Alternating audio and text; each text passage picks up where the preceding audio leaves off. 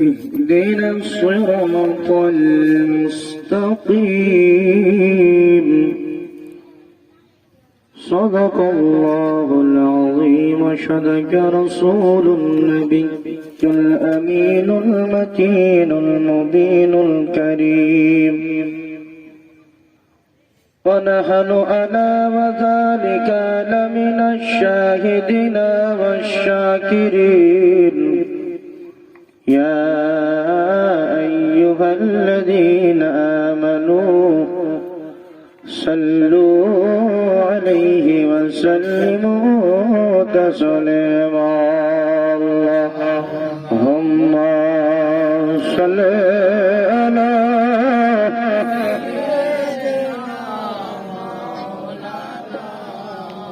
محمد وعلى آله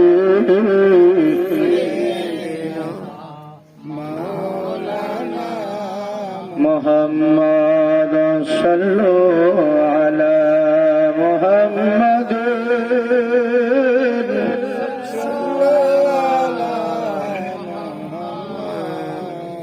हर दम ज़बान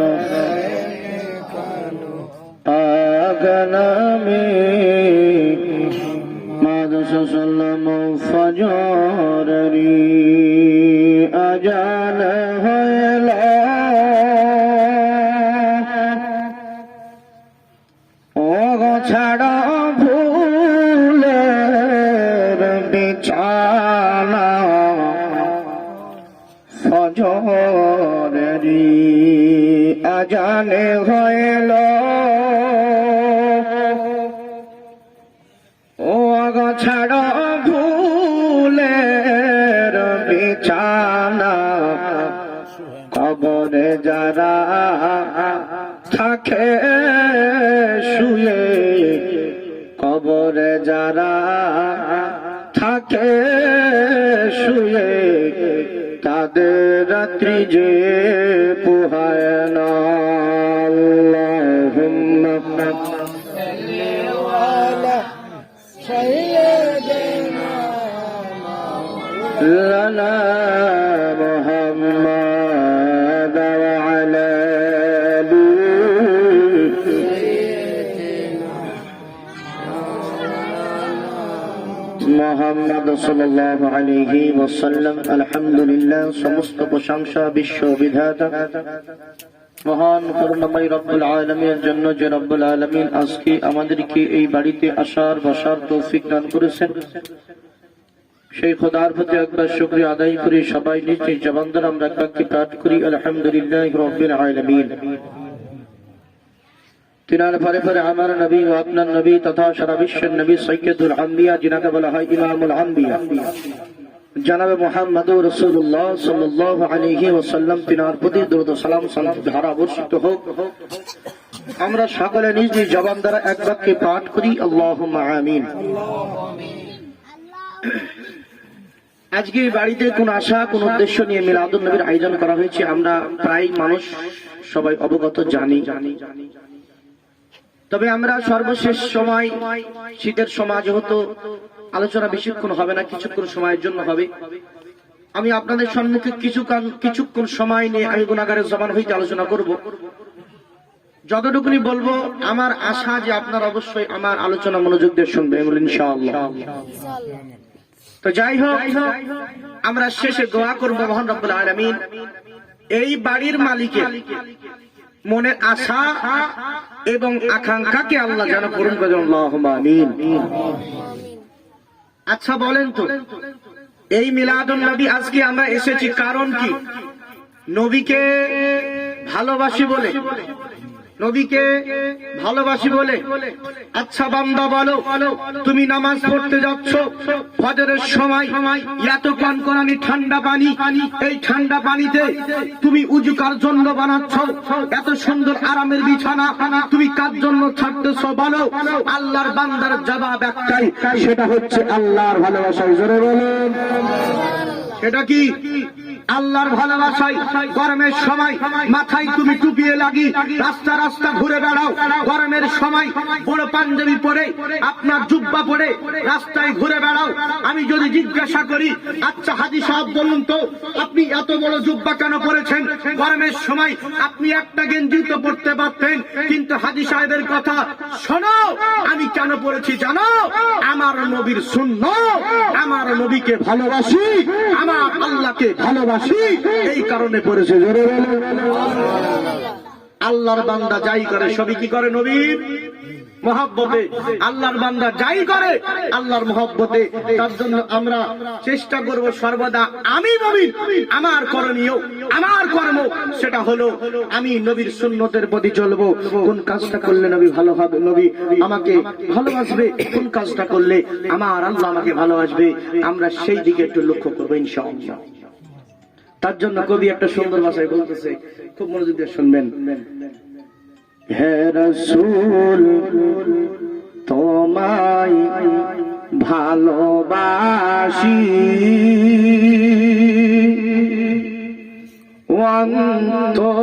অন্তরে শুধু মুখে নয়,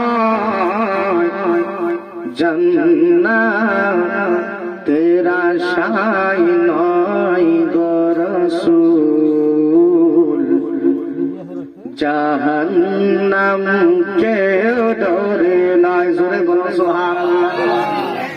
হে রাসূল তোমায় ভালোবাসি, অন্তরে শুধু মুখে নয়, জান্নাতের আশায় নয় হে রাসূল, জাহান্নাম কেউ ডরে না। তোমার নাম শুনিলাম,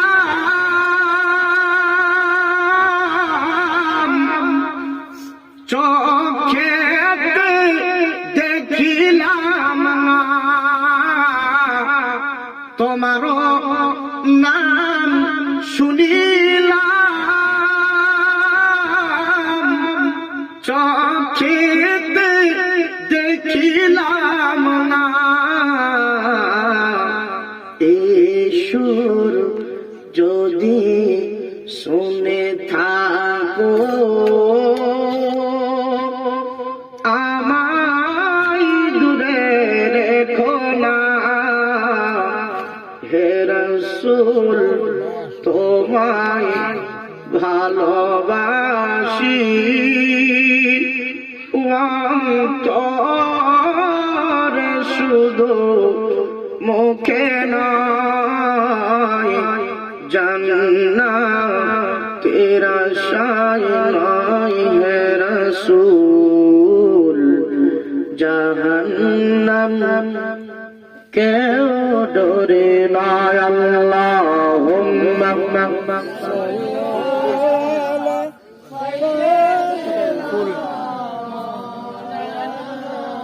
মুহাম্মাদ আলা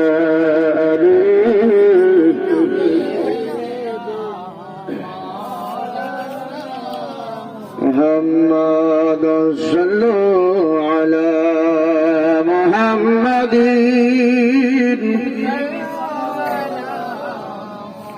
محمد هردم زبان نمی محمد صلى الله عليه وسلم বিরাদার মিল্লাত ইসলামিয়া, আমি পবিত্র কালামুল্লাহ শরীফের একটি আয়াত তেলাওয়াত করেছি। বন্ধুগণ, ভাইরা, আমার বাবাজিরা, মহান রব্বুল আলামিন তিনার কোরআনুল কারীম, আল্লাহ কোরআনের মধ্যে ইরশাদ করে বলে, এ মুসলমান ভাই, আমরা যারা সকলে নামাজ পড়ি গো, যারা সকলে নামাজ তারা আমরা সবাই আয়াতটা জানি। কি আয়াতগুলো আমি তেলাওয়াত করেছি। ইহদিনাস সিরাতাল মুস্তাকিম, জোরে বলুন সুবহানাল্লাহ। আল্লাহর বান্দা যখন নামাজের মধ্যে দাঁড়ায়, আল্লাহর বান্দা আল্লাহর সাথে কথা বলে, কথা বলে, কথা বলে। বান্দা কি কথা বলে? বান্দা কি কথা বলে? আল্লাহকে বলে ইয়্যাকা না'বুদু ওয়া ইয়্যাকা নাস্তাঈন। বলে মালিক, এ আমার রব আল্লাহ গো, আল্লাহ তোমার ইবাদত করি মালিক, তোমার ইবাদত করি। এ রব্বুল আলামিন, ইয়্যাকা না'বুদু ওয়া ইয়্যাকা নাস্তাঈন, আল্লাহ তোমার ইবাদত করি আর তোমার কাছে সাহায্য প্রার্থনা করি। জোরে বলুন সুবহানাল্লাহ। হে আমার রব, তোমার ইবাদত করি, তোমার কাছে আমি সাহায্য চাই। তবে কি সাহায্য চাই? বান্দা তখন বলতেছে ইহদিনাস সিরাতাল মুস্তাকিম, আল্লাহ সিধা রাস্তায় চলো, সিধা রাস্তায় চলো, সিধা রাস্তায়। এ মুসলমান ভাইরা বাবারা, আপনাদের সম্মুখে আলোচনা বেশিক্ষণ করব না, কিছুক্ষণ সময়ের জন্য এসেছি রে বন্ধু। এই গুনাহগারের জবান থেকে যতটা সম্ভব হবে রে মুসলমান, আমি আপনাদেরকে বুঝাইয়া বুঝাইয়া কিছু কথা শোনাইয়া যাব। হে আমার ভাইরা বাবারা, আল্লাহর বান্দা দুনিয়াতে চলে ফিরে কত বাহাদুরি, আল্লাহর বান্দার শরীরে কত বল, আল্লাহর বান্দার সম্পদের কত বল। গরিব মানুষ দেখলে নজরটা উঁচু দিকে দেখে। এ মুসলমান ভাইরা বাবারা, গরিব মানুষ দেখলে, যদি গরিব মানুষ একটা ফকির যদি তোমার পাশে দাঁড়ায়, তুমি হাজী সাহেব, তুমি আলিম সাহেব, তোমার পাশে দাঁড়ালে ওই ব্যক্তিকে বলো ভাই একটু দূরে যাও, তোমার গায়ের ময়লা লেগে যাবে। আহারে মুসলমান, কোথায় তোমার দিন? কোথায় তোমার দিন গেল? কোথায় তুমি গেলা? তোমার পরিচয় কোথায় গেল? তুমি একজন মুসলমান, তুমি একজন মুমিন, তুমি একজন আল্লাহর বান্দা, তুমি একজন নবীর গোলাম। তোমার কোথায় গেল এমন ব্যবহার? কোথায় গেল সুন্দর তোমার ব্যবহার? এ মুসলমান ভাইরা, আমার পূর্বে আপনাদের সম্মুখে আলোচনা করতেছিলেন, যে আলিম সাহেব আলোচনা করতেছিলেন, তিনি আমাদের দাদা। আমরা যখন মাদ্রাসায় পড়াশোনা করতাম, আমি যখন আপনার বাগদাদি কায়দা পড়তাম, তখন তিনি পড়তেন উঁচু ক্লাসের কিতাব। এ বন্ধু ভাইরা বাবাজি, এ সোনামানিকেরা, গভীর মনোযোগ দিয়ে শোনো। মুসলমানের আদর্শ কেমন হবে রে ভাই? মুসলমানের আদর্শ কেমন হবে? কিসের তোমার? কত টাকার তুমি মালিক? কত টাকার তুমি মালিক? তোমার ইবাদতের জোর কতটুকুন? এ মুসলমান, তিনি আলোচনা করতেছিলেন, কিন্তু আমি তিনার একটা কথা আমি বলতেছি রে ভাই, আল্লাহর নবীর সাহাবা। আচ্ছা বলুন তো, জানা থাকলে বলবেন, ইসলামের দ্বিতীয় খলিফার নাম কি? দ্বিতীয় খলিফার নাম কি জানেন বাবা? দ্বিতীয় খলিফার নাম হযরত ওমর ফারুক রাদিয়াল্লাহু তাআলা আনহু। জোরে বলুন সুবহানাল্লাহ। আমার বন্ধুগণ ভাইরা, অর্থ জাহানের খলিফা, খলিফাতুল মুসলিমিন উমর। যে উমরকে দেখলে রাস্তা দিয়ে শয়তান পর্যন্ত যেত না, এত বাহাদুর। তিনি যখন ইসলাম ধর্ম গ্রহণ করলেন, তিনি যখন ইসলাম ধর্ম গ্রহণ করলেন, পুরো মক্কার ভূমির মানুষেরা, মক্কার কাফেরেরা চুপ হয়ে গেল, কেউ সাহসে কিছু বলতে পারে না। আমার বন্ধু ভাইরা বাবাজি, খলিফাতুল মুসলিমিন ওমর যখন আপনার খেলাফতের মধ্যে এলেন, হযরত আবু বকর সিদ্দিক রাদিয়াল্লাহু তাআলা আনহুর ইন্তেকালের পরে দ্বিতীয় খলিফা করা হলো হযরত ওমর রাদিয়াল্লাহু তাআলা আনহুকে দ্বিতীয় খলিফা করা হলো। এই বন্ধু ভাইয়েরা গো, দ্বিতীয় খলিফা হওয়ার পরে এমন তো সময় বন্ধু, আজকে বাবাজি আমার কেমন দায়িত্ব, আমি সারা রাত ঘুমাই,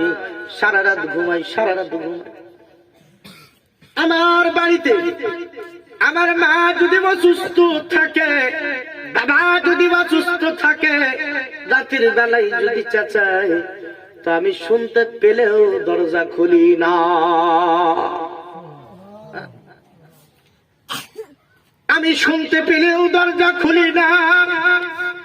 কিন্তু বন্ধু ভাইরা, আমার বাবাজি খলিফাতুল মুসলিমিন ওমর কিতাবের মধ্যে এসেছে রে ভাই, গভীর রজনীতে মদিনার গলি গলি ওমর ঘুরে, ঘুরে নবীর একজন সাহাবা ডাক দিয়ে বলে, উমর রাতের বেলা সবাই ঘুমায়, পশু পাখিরাও ঘুমায়।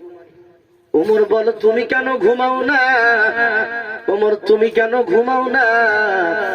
এখন বলতেছে, ভাই আমি যদি রাতের বেলা ঘুমাই, আর এই রাতের বেলায় যদি কাহরের কোনো অসুবিধা হয়, কাল হাসরের দিনে আমার আল্লাহ যদি আমারে জিজ্ঞাসা করে, বলে উমর বলো তোমার খলিফতের মধ্যে তুমি ছিলা, তোমারে বাদশা বানাইছিলাম, কিন্তু উমর বলো তুমি থাকার পরে এমন কেন হলো?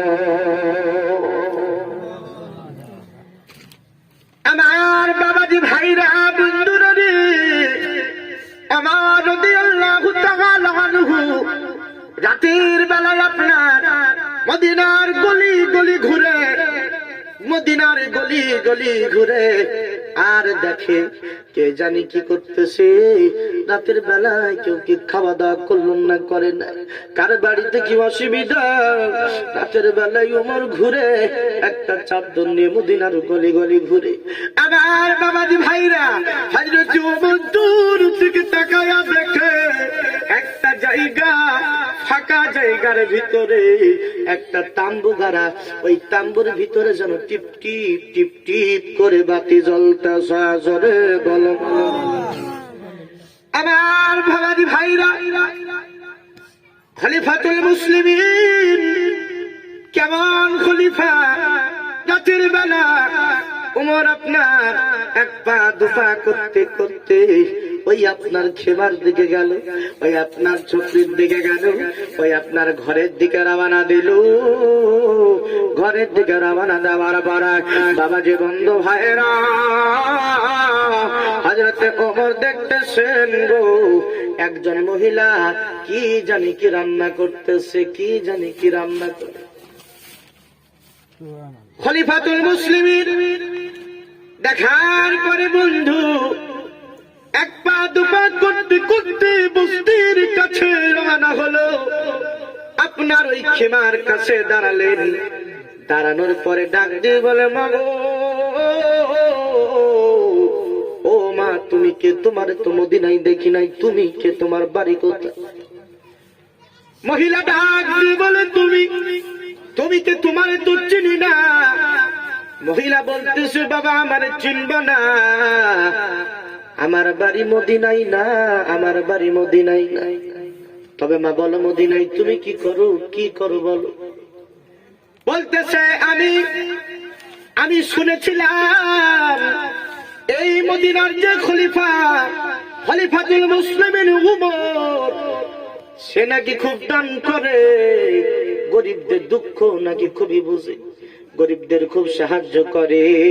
এ ভাই, আমি মুলকে শাম থেকে মদিনায় রওনা দিয়েছি, একদিন নয় দুদিন নয়, আজকে অনেক দিন হয়ে গেল। ওমরের কোনো কোনো খবর নাই, খলিফাতের কোনো খবর নাই, খলিফাতুল মুসলিমিনের কোনো খবর নাই। আমি এতদিন ধরে আসি গো, আজ অব্দি দেখা করতে পারলাম না, আজ অব্দি দেখা করতে পারলাম না। খলিফাতুল মুসলিমিন ডাক দিয়ে বলে, মা গো তুমি চিন্তা করো না, তুমি চিন্তা করো না। এমন তো সময় বলতেছে না, ওই তুমি হাড়ির পরে কি চাপাই আসো, কি রান্নতেছো, হাড়িতে চাপাই আসো, কি রান্না করতেছো মা? বলতেছে, বাবা আমার ছেলেরা খিদার জন্য কাঁদতেছিল, আর আমি খাবার নাই তো কি করব, ফাঁকা হাড়ি চাপালাম। হাড়ি চাপানোর পরে ওই ফাঁকা হাড়িতে আপনার পানি জাল দিতে আছি। তো বলতেছে, দেখি তোমা কি জাল দিচ্ছ? তাকায় দেখছে তো আপনার হাড়ির ভিতরে পাথর জাল দিচ্ছে। কি জাল দিচ্ছে? পাথর। খলিফাতুল মুসলিমিন উমর দেখার পরে ডাকতে বলে, মা তুমি এই পাথরকে তুমি জাল দাও, এই পাথরকে তুমি জাল দাও, কিন্তু মাগো এই পাথর যদি কাল কিয়ামত পর্যন্ত জাল দাও, এই পাথর সিদ্ধ হবে না। আমার বন্ধু ভাইরা, ও বাবাজি, এমন তো সময় মা ডাক দিয়ে বলে, বাবা আমি কেন এমন করতেছি জানো? আমার সন্তান যখন খিদার জন্য চিৎকার করে গো, সন্তান যখন খিদার জন্য চিৎকার করে, আমি আমার সন্তানদেরকে বলি, বাবা খাবার আমি চাপাইলাম, খাবার আমি চাপাইলাম গো, এই খাবার হবে তারপরে তোমাদের খেতে দেব। বাবা ঘুমাইয়া যাও, খাবার হলে তোমাদেরকে ডাকবো। খলিফাতুল মুসলিমিন কথা শোনার পরে ওই জায়গায় ঝরঝর করে কান্দে, ঝরঝর করে কান্না করে। আপনার সাথে একজন গোলাম ছিল, গোলামকে বলে, ভাই রে আর দাঁড়ানো যাবে না, চলো তাড়াতাড়ি আমরা মালের কাছে যাই। এবার বন্ধু ভাইরা, খলিফাতুল মুসলিমিন সঙ্গে গোলামকে নিয়ে আপনার মালে গনিমতের কাছে এলেন। আপনার গোদাম খানায় ঢুকলেন। ওই আপনার হলঘরের মধ্যে ঢোকার পরে জাকাতের যা মাল ছিল কিছু মাল কিনে নিলেন, আর নেওয়ার পরে তার গোলামকে বলতেছে, এক কাজ করো রে, এই মালের বোঝা আমি উমরের ঘাড়ে তুলে দাও। গোলাম ডাক দিয়ে বলে, হুজুর আমি থাকতে আপনি কেন মাথায় নিবেন গো, আমি থাকতে আপনি কেন মাথায় নিবেন? ওমর ডাক দিয়ে বলে, ভাই আমি কেন নিব জানো? কেননা আমার আল্লাহ আমার যদি জিজ্ঞাসা করে, তোর মেহমানদের তো ভালো করে, তোর মেহমানের সেবা যত্ন তো নিজে না করে তোর বাড়ির গোলামকে দিয়ে করাইছিলি, আচ্ছা বল কেন এমন করেছিলি? আমি কে সেই দিন কি জবাব আমি আল্লাহর কাছে দিব? আমার বন্ধু ভাইরা, তোমার আপনার মাথার মধ্যে, মাথার উপরে আপনার খাবারের বস্তা, চালের বস্তা, আটার বস্তা নিয়ে ওমর দৌড় দিতেছে ওই মার দরবারে। এবার বন্ধু ভাইরা, এমন তো সময় চলতে চলতে চলতে চলতে বাড়িতে যখন ওই জায়গায় পৌঁছে গেল, ওমর মাথায় থেকে নামাইল। নামানোর পরে আপনার নিজ হাতে আটা সানলো, আটা সানার পরে নিজ হাতে খলিফাতুল মুসলিমিন আপনার রুটি বানাইলেন। আর রুটি বানানোর পরে ওই মারে দেয়, আর দেওয়ার পরে বলে, মাগো তোমার সন্তানদের ডাক দাও, তোমার সন্তানদের তুমি খাওয়া। মা যখন বলতেছে, কে ভাই তোমার পরিচয় কি? তোমার তো চিনলাম না, তোমার পরিচয় কি? তোমার চিনলাম না, তোমার বাড়ি কোথায়, তোমার নাম? খলিফাতুল মুসলিমিন ডাক দিয়ে বলে, মাগো আমার নাম জানার তোমার প্রয়োজন নাই। এমন তো সময় মহিলা একটা কথা বলেই ফেললো, বলতেছে ভাই গো, এই মদিনার যদি হযরত ওমর যদি খলিফা না হয়ে আমার আল্লাহ যদি আপনারে খলিফা বানাইতো তো না জানি কত ভালো হতো। বলতেছে, বলে যদি এই মদিনার খলিফা যদি উমরকে না বানায়া আপনার যদি বানাইতো কত না সুন্দর হতো। মা কিন্তু জানে না যে ইনি হচ্ছে খলিফাতুল মুসলিমিন উমর। এবার বন্ধু ভাইরা খলিফাতুল মুসলিমিন ডাক দিয়ে বলে, মাগো কালকে সকাল হবে, কালকে সকাল হবে, তুমি কাল সকালে একটা লোক আসবে তোমার ডাকতে, তুমি তার সাথে আমার বাড়ি যাবে। এমন তো সময় সকাল যখন হলো আপনার খলিফাতুল মুসলিমিন ওমর আপনার তিনার গোলামকে বললেন, যাও গো ওই বুড়ির কাছে যাও, যাবার পরে ওরে বলবা, পরে যে বলবা খলিফাতুল মুসলিমিন উমর ডেকেছে, খলিফাতুল মুসলিমিন ডেকেছে। এবার গোলাম যাওয়ার পরে ডাকতেছে, বলে মা বাড়িতে আসো। তো বলে কে? তো বলতেছে আমি খলিফাতুল মুসলিমিন উমরের দরবার থেকে এসেছি। এবার মা বুঝতে পেরেছে, হাই রে, কালকে রাতের বেলায় যে আমি কি কথা বললাম, আজ মনে হয় ওই মানুষটা মনে হয় উমরকে বলছে। আর উমরের রাগের বিষয় পুরো পৃথিবী জানতো। জোরে বলো, তিনার রাগের কথা পুরো পৃথিবী জানতো, এখনো পর্যন্ত মানুষ জানে এবং কাল কিয়ামত পর্যন্ত মানুষ জানবে। এবার যখন ডাক শুনেছে অর্থ জাহানের খলিফা, কে খলিফা? খলিফাতুল মুসলিমিন উমর। বুড়ি শোনার পরে কান্দে কান্দে কান্দে, বলে হাই রে, কাল রাতের বেলায় ওই কথা বললাম, হয়তো মনে হয় উমরকে যে বলছে, আর যদি আমার ডাকছে মনে হয় এই কারণে আমার শাস্তি দেবে। আর উমরের শাস্তি যেমন তেমন শাস্তি না, উমরের শাস্তি বড় ভয়ঙ্কর। এবার সন্তানদেরকে মা ডাক দিয়ে বলে, বাবারা দেখো আজকে আমি যাই, আমি মনে হয় আর ফিরব না, আমি মনে হয় আর ফিরব না। এবার সন্তানদের আদর করার পরে খলিফাতুল মুসলিমিন উমরের দরবারের দিকে রওনা দিয়েছে। সবাই আপনার লাইন দিয়ে আপনার দাঁড়িয়ে আছে গেটের কাছে। ওই মহিলা যায় আর সিংহাসনে বসেছিলেন, আপনার উচ্চ জায়গায় বসেছিলেন। উমর যখন নজর পড়ে ওই মহিলার দিকে, উমর আপনার চেয়ার থেকে, উমর আপনার সিংহাসন থেকে নিচে নেমে যায়। জোরে বলুন সুবহানাল্লাহ। মহিলারা দেখার পরে হায়দার রাদিয়াল্লাহু তাআলা নেমে পড়লেন।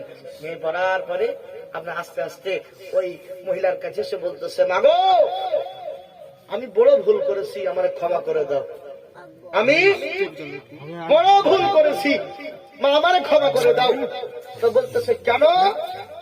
বলতেছে তুমি এতদিন ধরে আছো, আমি উমর খোঁজ করতে পারি নাই, আমি উমর তোমার তালাশ করতে পারি নাই, এর কারণে তুমি যে কষ্ট দিয়েছো এর জন্য আমাকে ক্ষমা করে দাও। জোরে বলো।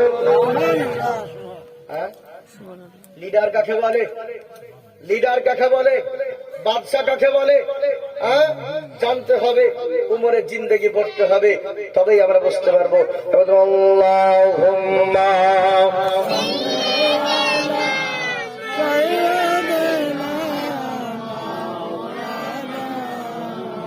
محمد وعلى آله